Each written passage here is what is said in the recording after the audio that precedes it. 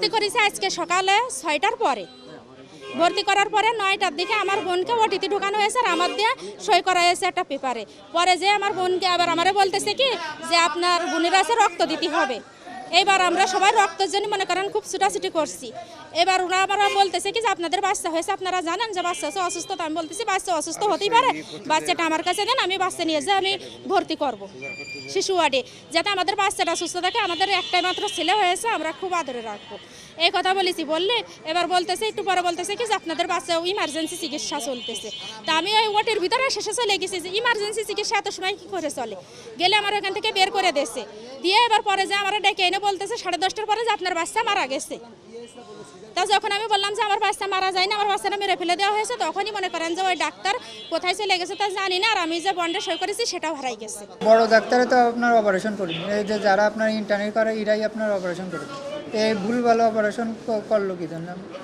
আমার শিশুটার বাচ্চাটা যা ফেরত দিতে পারবে এরা? আমরা সব আনন্দ ফুর্তি করতেছি। এই প্রথম আমাদের পুতা ছেলে, তারাই মেলা দেরি করেছে, করে তারা হলো পরবর্তীতে বলতেছে যে আপনাদের বাচ্চা মারা গেছে। এখন আমরা বিশ্বাস চাই। ওই বাচ্চা যখন নিয়ে যায় ওর নাকে মুখে সমস্ত জায়গায় রক্ত দেখেছি। ওরে যখন প্রথম নিয়ে যায় তখনও দেখেছি, আবার ওখান থেকে ব্যাকে তখনও দেখেছি ওর গায়ে রক্ত। আমরা পরিবারের পক্ষ থেকে এই বাচ্চার হত্যাকাণ্ডের সাথে যে সকল ডক্টর জড়িত বা তার সহযোগী বা কোনো প্রশাসনিক কর্মকর্তা যদি জড়িত থেকে থাকে, সঠিক তদন্তের মাধ্যমে এর সুষ্ঠু বিচারের দাবি করছি। যে ঘটনাটা ঘটেছে এটা অবশ্যই মর্মান্তিক এবং দুঃখজনক।